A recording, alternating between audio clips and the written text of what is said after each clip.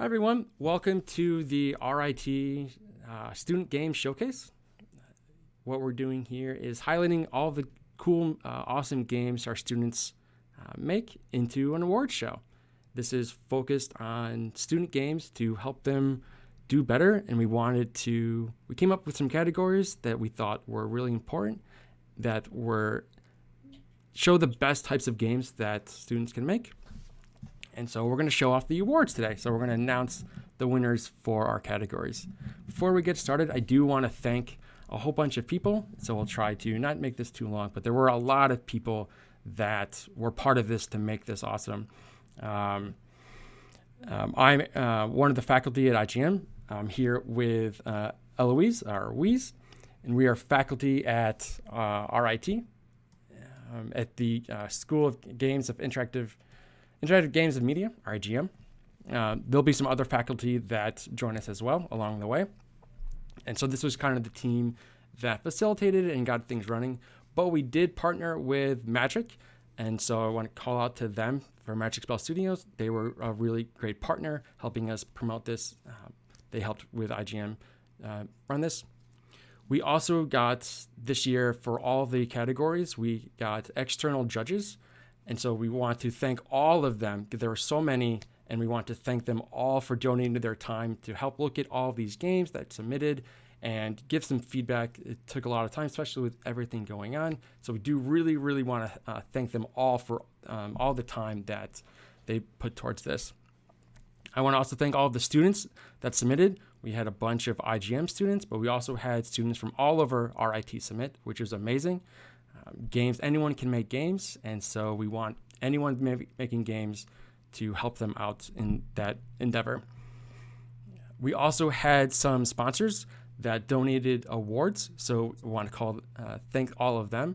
We want to thank Exploding Kittens, Epic Games, and Fram for setting up and sending us awards.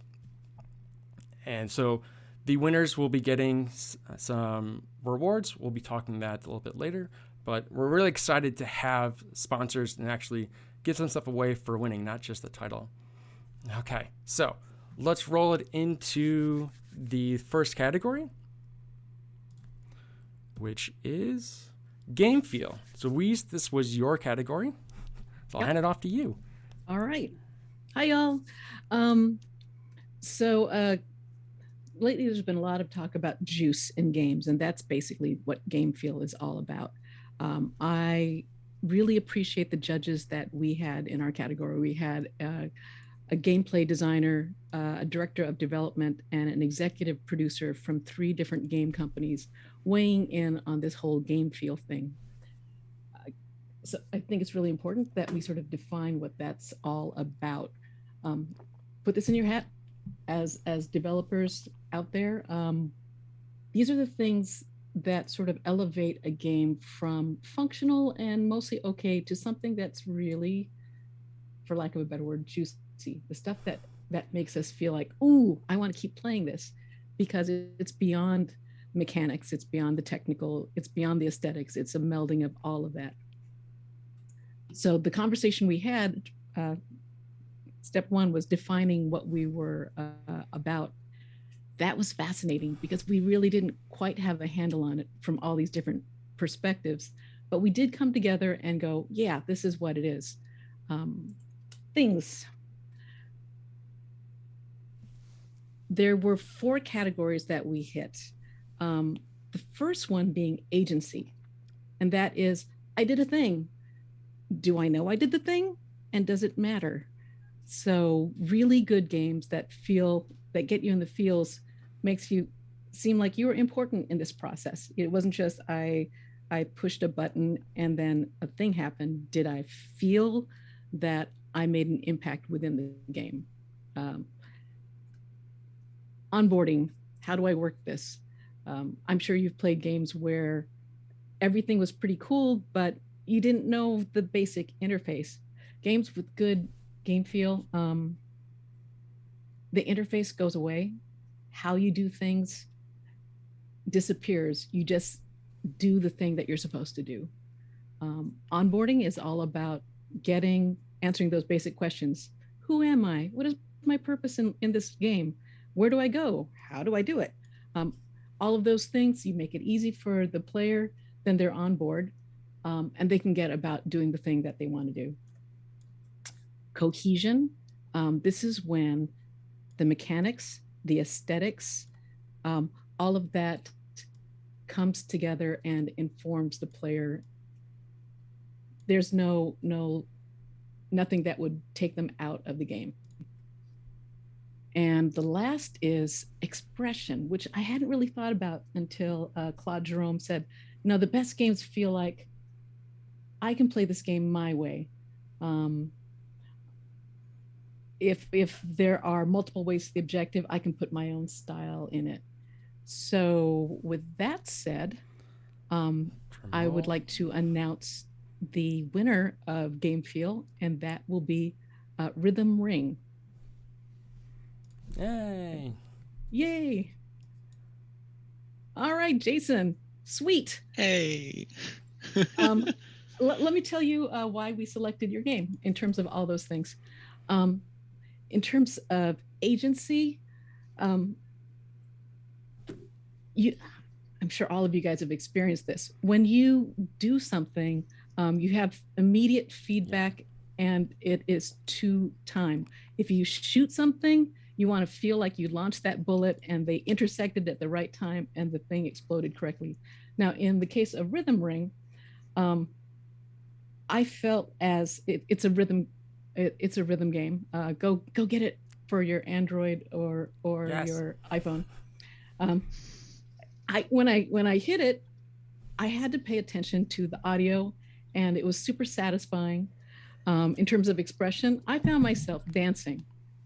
Like I was like, I'm doing my own flair. I'm doing this sort of thing. Onboarding, you lost some points. I'll just tell you right now, because the directions were super clear, but I had to get 2 clicks away before I learned how to play it. So just a note for yourself. Mm-hmm. And then the cohesion, everything was simple. You had a basic metaphor of a timer hitting different notes as you went around. Super easy to play. It was a joy. Thank you. So with the exception of getting angry for the first few seconds, because I didn't know how to play the thing, it was fun. And I found myself going back and playing it. Like, it just felt really good. Each time you nailed it, like, it felt really, really good to nail it. Yeah, I love when you can get like the really satisfying combos, especially with like the expert level. You can get it going super fast around, and just getting that combo is really, I found myself really enjoying it, even when I testing it while I was developing it, and it was really for the game feel, it was really fun as I added in like more polish, just to like be able to really feel like how much better it felt to play, back when it was like a very, very bare bones prototype. Getting it all the way to where it was really exciting to see like the progression of it. Yeah, I remember when you came to my office and showed it to me, like, it's come so far. You've done such a good job to, like, what we just talking about, all that juice. It looks and feels so good. So yeah, I'm really excited that we were able to get it as far as we did. Also, I have to shout out the team, of course, Adi, Busha, Christian, and also Eric and Kevin for helping with the the trailer and the website respectively. Thank you guys. And also Magic for Brenda, Jen, Rob helping getting it published. Would definitely recommend. It's a great program to go through if you have a game to get published, and also per Sten's request, I have to thank the Academy, Yes. And you even dropped Sten's name for no real reason. Are you continuing work on it? Because I would love to see further skins. I would love to see some graphic improvements or color changes, because the superficial aesthetic person in me wants more stuff from you. Yeah, currently, I have the team has like a lot on their plates, so it's not something that we're like currently working on, but it is definitely something I've considered, like going back to and adding in maybe like some more game modes, beyond just like the the standard game mode with the different difficulty settings, adding in some new like music themes or aesthetic themes would be really cool as well. It's kind of up in the air, but time will tell. Okay, Well, I would buy it. Yes. Well, thank It's you so available much. for free on I both know. iOS and Android. Go get it, please. I know, Yes. but I have to spend 99 cents for a skin, but I don't want the waffle skin. I want another skin. All right. Waffle skin changes the UI to be waffles. Thank you Yes. both. Gonna move on to the next. Thanks. Congratulations again, Jason. Great job. Thank you. All right. Moving on over to technical excellence. I'll be joined with Austin. Austin, my good friend. Eric, welcome. My good friend. Hello. Thanks for having me. Yeah. So I'll just get into it. So as Eric said, the category that I am here to represent is technical excellence. And as I'm sure many people in the audience know, perhaps some people don't know, IGM and RIT, our program, our games program, is very much a program that prides itself on a lot of the technical aspects of what we teach. So we're based in the Golisano College of Computing and Information Science. So a heavy emphasis on programming skills and code architecture and all those kinds of things. So as a result, there was a lot of great submissions into the category. And so we had to figure out, how do you define technical excellence? Obviously, with large scale like AAA games, it's very easy to say, okay, well, there's like these 10 different new systems and they do all these cool things and they're implementing these new techniques. Obviously, as students, it's not that, I was a student myself. It's not that we don't want to get that work done and we don't want to do these cool things, but unlike people that are doing this full time for money, we unfortunately cannot balance that equally with all the classwork we have to get done as well. So, we need to find other ways to define technical excellence beyond just, there's these awesome, totally unique systems. So we looked at a bunch of different categories when judging these, me and my co-judges. So we looked at things like, is there anything that is super unique, super novel that has been added? And in some games, there are. In some student games, there are really unique and novel things. But in other ones, there are just systems that are well implemented or things that are thought out very logically or, things like that. So we looked for just well implemented systems. They could be things that have been used in other games, but just a good and novel implementation of them. The other thing that we looked at, me and I'm sure all of my other faculty members that teach programming classes, one of the things we always try to push people to do is have very clean, well-organized, well-commented code. And we all know who we are, the people that submit uncommented code or poorly organized code, but it does very much so help.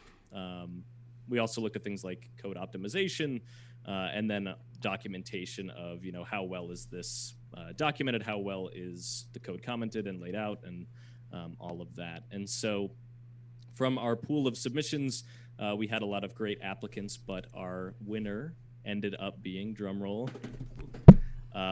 Livewire Lifesaver, made by Patrick Mitchell. Hey.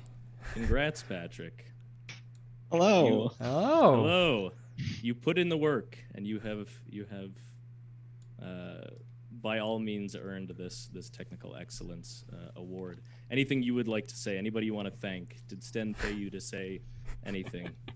All right. Well, first off, I would like to say that my first year in RIT, where I first started to learn to program, that was where I first started getting my hands on code. I'd had a year of code beforehand, but I really got embroiled in code in my first year, and I'd really like to thank Aaron Cassioli for hammering in good coding practices into my brain. I make an effort to comment my code very heavily. I occasionally forget because I'll get into coding frenzy. I'm just like, okay, do this thing, and it all makes sense, as you go. But then when you look back at it, you're not going to understand it later. So it's good to comment your code. In fact, when I've gone back into this game to submit it to the showcase and stuff, I found myself getting confused by some of my movement code. So I'm just like, how do I take this apart? And thanks to my documentation, I was actually able to do that. Yeah, I have to say, this project, as I know and as you know, was a solo project, right? Something that you have worked on by yourself. And I have to say, as someone that looks at code for a living, it is definitely one of the best commented and organized solo code bases, because when you're working in a team, you obviously have to be a little bit more organized and a little bit more clear about what you're doing. But we were really impressed with the fact that this is something that, other than for this showcase, and perhaps employers and things, this is something that you would be looking at. So we really were impressed by the fact that it was so well commented. Yeah. So one of the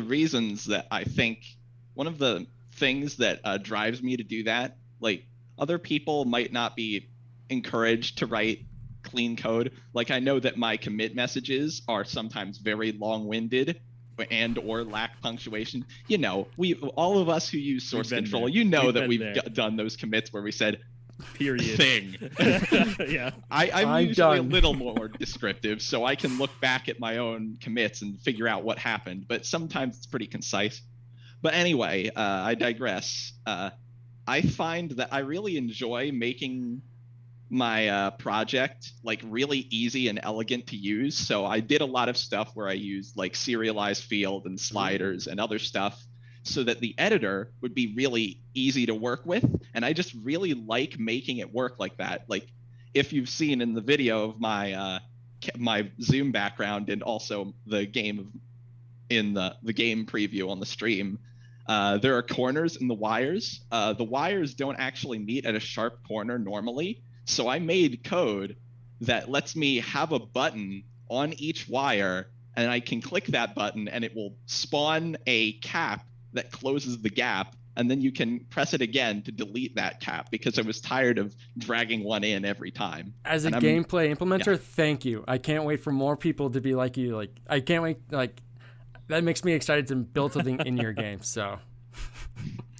kind of going off of that, I just wanted to kind of talk about your process in making the game.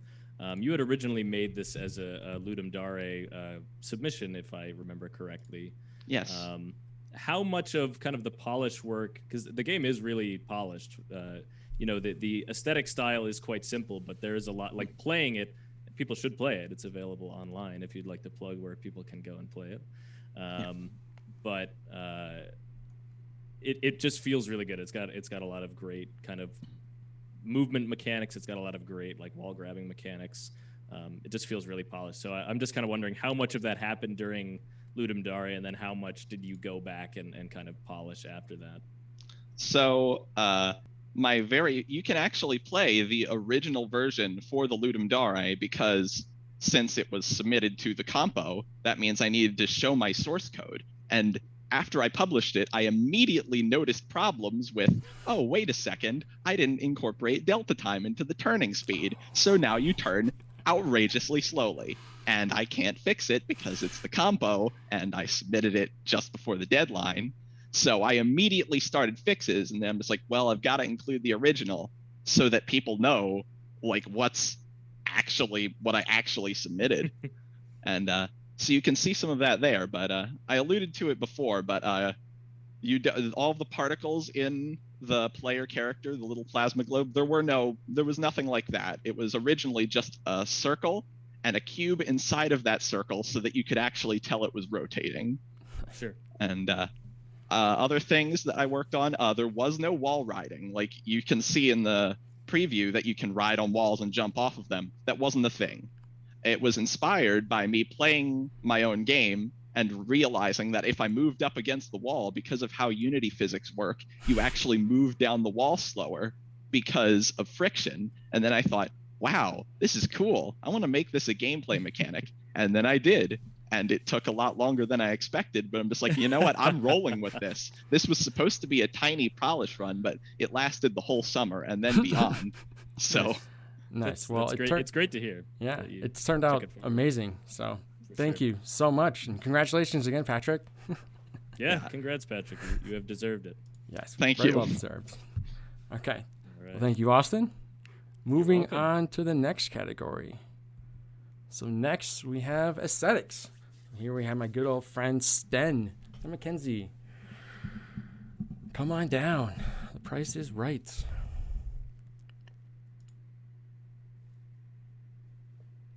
Well, hello. Hello, good sir. All right, so we had 3 judges for aesthetics. 2 of them were industry professionals. One of them was from the College of Design. And what we were looking for, aesthetics is kind of an interesting thing because aesthetics, people think a lot about graphics with aesthetics, but it's not just about graphics. It's about sound. It's about, how you design your levels, how you lay out your levels, everything like that. So really what we were looking for was the aesthetic experience, as we defined it, is sound, music, art, animation coming together to elicit a specific kind of emotional response from the player. So sometimes that emotional response is very clear. Sometimes it is something that we don't really know what we're feeling. But the one thing that is always true is that in a really good aesthetically designed game, it is consistent, and it always, every aspect of that speaks towards that response that we want from the player. So that means that if you have a specific type of style of graphic that you're working with, the music feels right with it. The type of gameplay feels right with it. How you design your levels, whether they're 2D or 3D, how they're laid out feels right with it. Everything kind of comes together to create that aesthetic. It was interesting because, there were several games that really kind of nailed that aesthetic. There was, I think when we went into final deliberation, we had 3 games out of the 12, and we'd already gone through 2 kind of passes on it. And in those 3 games, all of them pretty much nailed the aesthetic. So what we had to do is we had to move to really like looking at it critically, like if I saw this in Steam, would I feel like this is a game that was put together by a company, or would I feel like this is almost something that would be seen by all of them were really great games, but we really had to delineate between a student game and something that just looked professional, just came together in just the right way. And the one thing, I've been doing this for a long time. I did about 20 years in industry dealing with these kind of things. And the thing of it is with aesthetics is sometimes it happens through hard work. Sometimes it happens through lots of research and lots of trial and error. Sometimes aesthetic happens just because it happens. Sometimes it just comes to you and you put something down and it all works. So you never really know. So it's not a comment on how hard people work, whether it looks like a student game or whether it looks like a professional game. It's just that you can actually just nail this almost by accident, as well as nailing it by really trying to nail it. Sometimes, more often than not, I gotta be honest with you, it seems like it happens by accident. But with all that said, we kind of looked at it. We started with kind of an overarching idea of, is there something there? Are they trying to actually create an aesthetic? And then we went down and we drilled down and looked at the sound and the music. We looked at the art and the animation. And then ultimately we asked ourselves the question, is there an aesthetic? And are all of these elements being used to create that aesthetic? Do they all work together to create that aesthetic? So with that in mind, ultimately our final decision on the winner of the aesthetics category, next time we got to get like a drum roll sound effect, and you also got to get an audience sound effect, right? Make it all the aesthetics, right? Yeah, get all the aesthetics, man. So the winner of the aesthetics category was The Camera That Bleeds. Yeah. Ooh, that's us. Yeah, that is. Good work, Mark. Thank you so much. Yeah. So we have a huge team. we got like 10 people on the team, and this was definitely a group effort. But like you said, aesthetics is so many things. It's not just visuals. It's also the soundscape and the animations. And so that really took our entire team to deliver on. And we're really proud of what we've done with Camera That Bleeds. Yeah, it should be. So, Mark, I got a couple of questions for you. How did you actually come up with the look for the game? Sure. So at the outset, we knew we figured out that we wanted like a noir sort of style, and so we did a bit of iterating on different ways to do that, and eventually we were like, what if it was just all black and white and with red? We looked at different sources for inspiration, and we really liked some of the like graphic novel sort of aesthetics. And we were like, yo, what if we could pull that off? That'd be so sick. And so I made some concept art, and we sort of used that as a reference. And we tried a couple different approaches. And over this sort of iterative cycle that took really over a year of working with our 3D artists with different texturing and modeling practices, and figuring out how to do all the post-process effects, finally all came together, and we got it. We got there, and we're really happy with how we. What were some of the kind of the technical challenges with achieving that look? I mean, what was something that really kind of, because I know there was something in there that really kind of messed with you. Sure. Yeah. So this was my first time working with 3D artists, and so communicating with them about not only just knowing their workflow, but figuring out how what they make would work in the game. That was a lot of back and forth. And so figuring out like our sort of style guides, we put together some style guides for how you should texture your models, like what colors we should use. We had a strict no grays policy, except in like anti-aliasing. And so there are some technical, those are more like art driven issues. Technically, there was a process in making our shader for cell shading. We have our own sort of custom cell shading style where the half lit band, we invert the colors. So the black lines and white background become white lines and black backgrounds. And so there were some issues with like division by zero errors and stuff like that when we were making that shader. And so I was kind of like banging my head against that for a while. And then also we were doing this on top of Unreal's PBR system.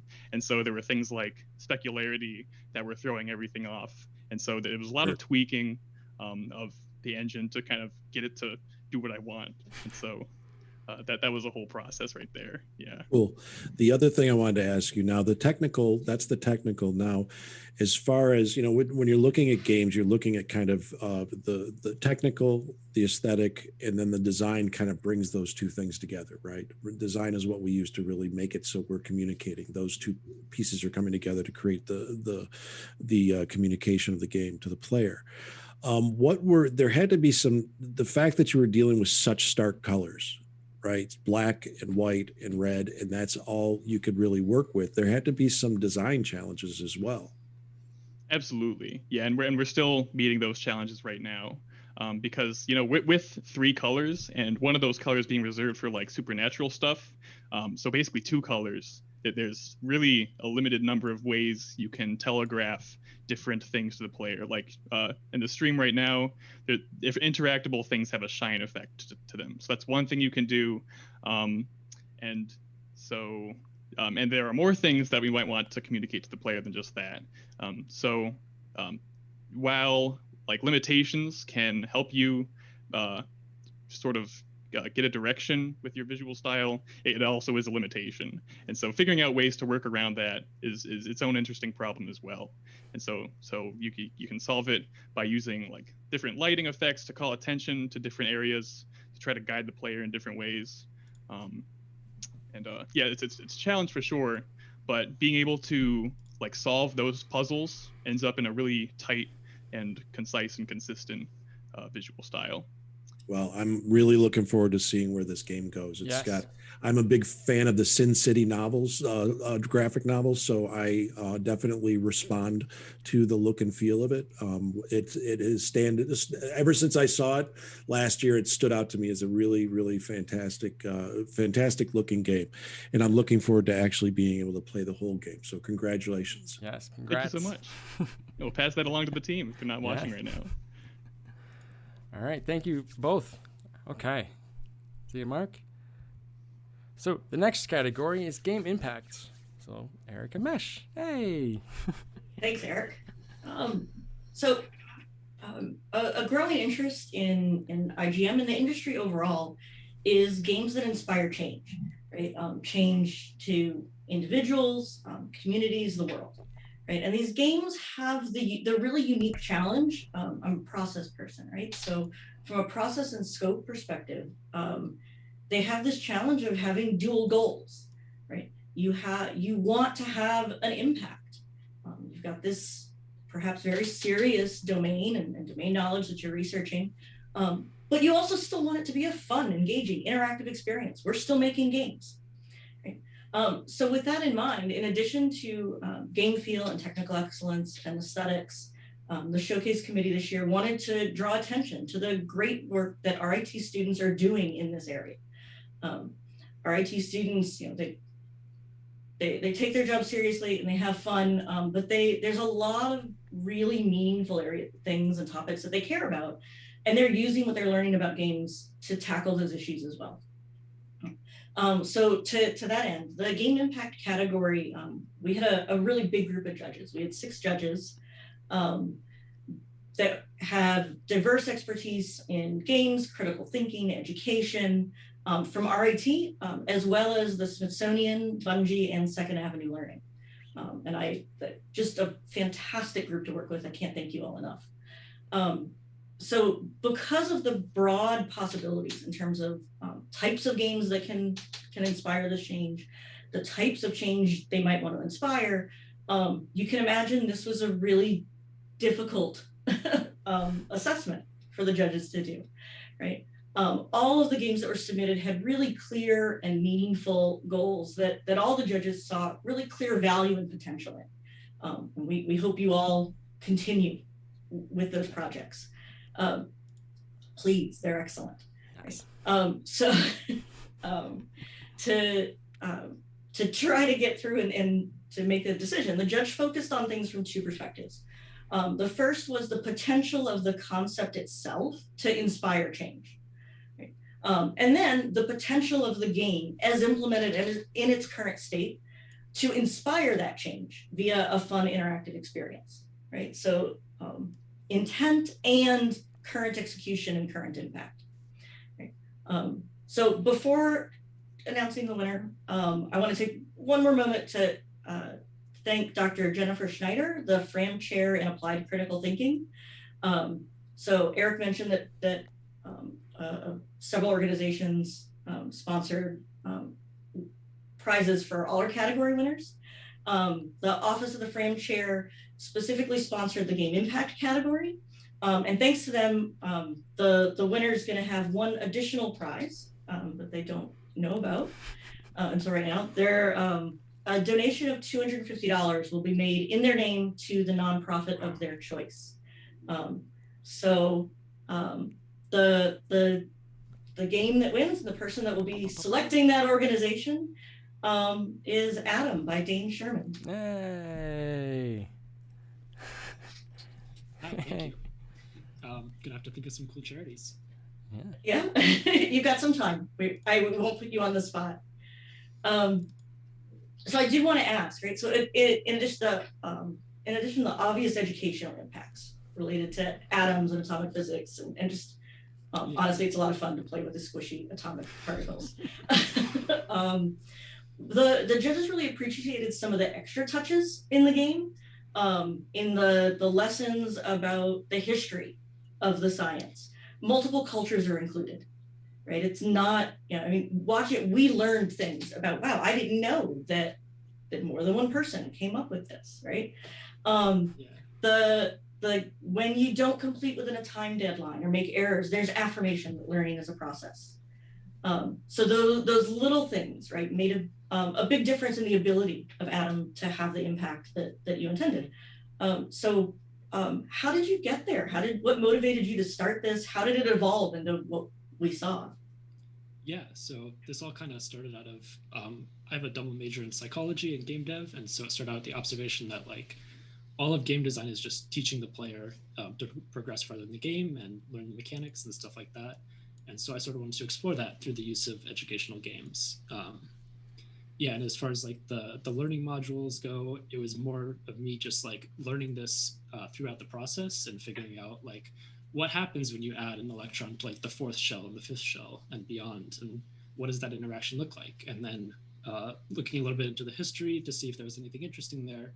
I found sort of like the sort of traditional Western history that I'd been taught, but I also found this guy called Canada who had discovered the atom 200 years prior, but his writings hadn't been included. And so I felt it was necessary to include that in the discussion, even though there wasn't as much research out there through the textbooks I'd been looking at. And yeah, for the like learning modules that are more game focused as well, my target audience was probably of the younger side. So I wanted to not be super harsh with it and say like, this is the learning experience, and learning is all about failure and learning from that failure. And so try again and keep pushing. Yeah. So what's next for Adam or for you or? Yeah, so there's a lot of history behind the development of like atoms and atomic theory, including like recent events with subatomic particles. So I don't think I'll get that far, but on the horizon, I have a couple of things that I think would benefit from the added interaction that a game developer can bring to a subject like this. So there's John Dalton's observations about like the mass of atoms and stuff like that, and the plum pudding model, and just things that I think would be really cool to simulate and see how they worked and interact and go through the process of these people and how they discovered what they did. Great. Yeah. Thanks so much. Like, are you planning to? Is it shipped yet, or? Yeah, it's available on the Google Play Store. There you go. Not quite iOS yet because that's expensive. Nice. Haven't worked on it in a while because I'm trying to graduate first. And that's taking up a lot of time. All right. Well, thank you so much, and congratulations again, Dane. Thank you. Good job. Okay. Moving on to Best in Show. So I'm going to be joined with Wheeze. Welcome back, Wheeze.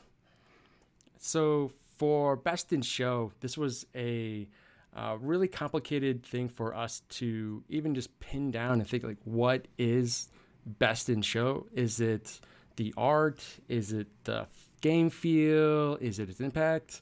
And it took us a really long time to figure, well, it's not just one individual thing. You can't just do really good in art or really good in design. It's really all of the things. You need to do a good job, not excellent, but a good job in all these different things, because games have so many different parts, and making sure that they all mesh together to make that really good overall experience. Everything. It feels good. It looks good. Everything is just firing all cylinders.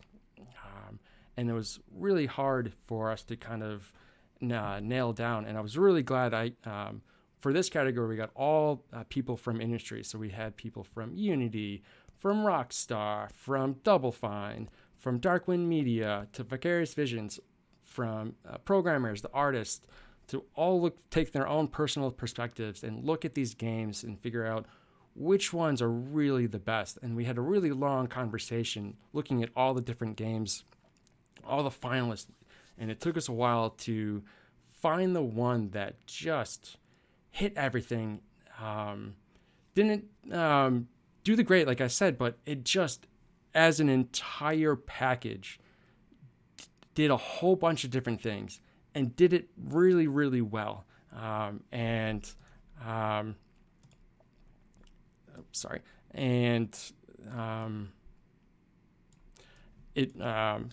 I won't wait any longer. So the winner for the Best in Show is Stoutheart, Broken Spirits. Me? Yes, it is you, Andrew. There. There you go. Hey. Thank you so much. Yes, thank you for this game was so much fun. So tell us a little bit about it. Where's the ideas? Well, where to start? So this actually started as a production studio project, I think spring of last year with Aaron Niebuhr. I had a team of 7 then, and we basically wanted to make a Dark Souls game that was entirely built around the idea of enemy possession, because we've seen that mechanic in games sometimes, but it's never really been explored as far as we'd like to take it. So towards the end of spring, we just decided to just keep working on it full time since all of us got our internships canceled for the summer. Oh. And Sten McKenzie, who's also here, ended up being our supervisor on that. And in the span of 4 months, the game evolved incredibly much. We went from this very grim and oppressive art style, like most Dark Souls games, to a colorful and lighthearted game with magic robots, which was a phenomenal leap for us. Because we really want to hinge our game's tone on just being really deceptively lighthearted. Just really cute visuals and everything, but just cruel and unforgiving gameplay. But over the course of the game, I mean, you can control pretty much everything you encounter. Every enemy you can break the resolve and take control of, and each of them offers a fundamentally unique playstyle. We have like a sniper dude who has an aim ability. You turn the game into a third-person shooter. You have a guy with a gun and a sword that can dash into things, also shoot from distance. That's for Bloodborne. And then you have a guy with a shield and stuff like that. And our biggest design problems are really just kind of designing the game on that freedom of just at any given point, choose a different playstyle. Yeah. And the game actually became a roguelite eventually. We have procedurally generated levels. We have long-term gameplay progression. You can unlock things over time.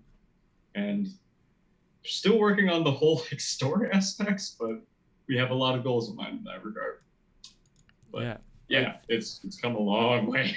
Yeah, and we were just so impressed of how many systems you got in there, and they all just sing together. Like it blew our mind that a student project could have so many things working in it. And I'm not surprised now, like how like in-person studio and that big team. You all deserve a pat on the back. Oh yeah, I could not be here without my team. I have an incredibly talented group of people. I mean, my artist Roman Landavia, pretty much everything you see in this game, he handmade, which is incredible. So the person in Game Impact actually, our game designer pretty much specializes in first-person shooters, and his comment was, Stoutheart is crazy ambitious. Combat systems had enough fundamentals, readable attack timing, resource model to push decision-making tension, and tactical trade-offs to attacking and moving to reposition. Enemy types, all of that encouraged the usage of all the different mechanics to support basic encounters with depth to all of them. Movement was solid, and the solid animation responsiveness, plus nice camera lag to help emphasize it, like hammered it home that you were in it and it felt like you were doing the thing. So that's high praise from someone whose job is to do that all the time. I'm honored. Yeah. So you're talking about this with Park Studio. Where does it go from here? Are you done? Are you done with it? You keep working on it? Good. Not by a long shot. Good. We decided in the summer that no matter what, we want to be able to finish this game. And it's had a couple complications. We actually did form our own LLC over the summer. Okay. So we are our own indie at this point, which is terrifying, but our long-term goal is to work towards the Steam early access release and then kind of develop it over time alongside the community, because this is a game that needs that. But currently it's a little complicated because I just got a full-time job, so it's more of a part-time thing for me. But we've worked things out with the team so that we can always just pursue this. We want to make it happen. Nice. I want to chime in here a little bit. Yes, come on in. Sam. I just want to say that the working with these guys was an absolute pleasure. The really nice thing about this team is they gel well together. They have a sense of humor about each other and themselves. Nothing gets too serious. I've worked with teams, well, obviously a lot of teams in school, but also outside of school in industry.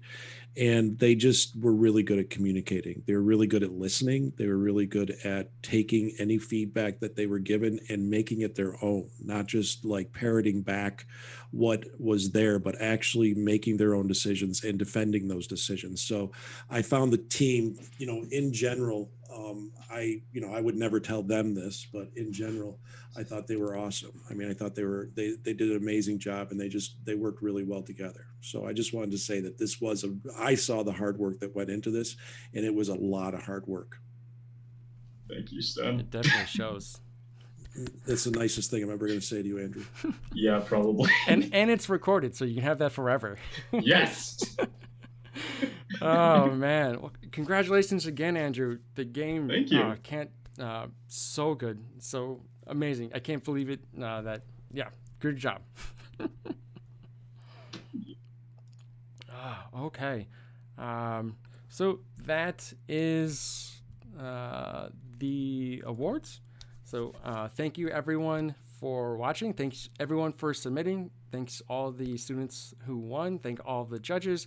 Thank all the people. And so I'm going to end the stream, but everyone else kind of stay around for just a moment, please. Bye, everyone.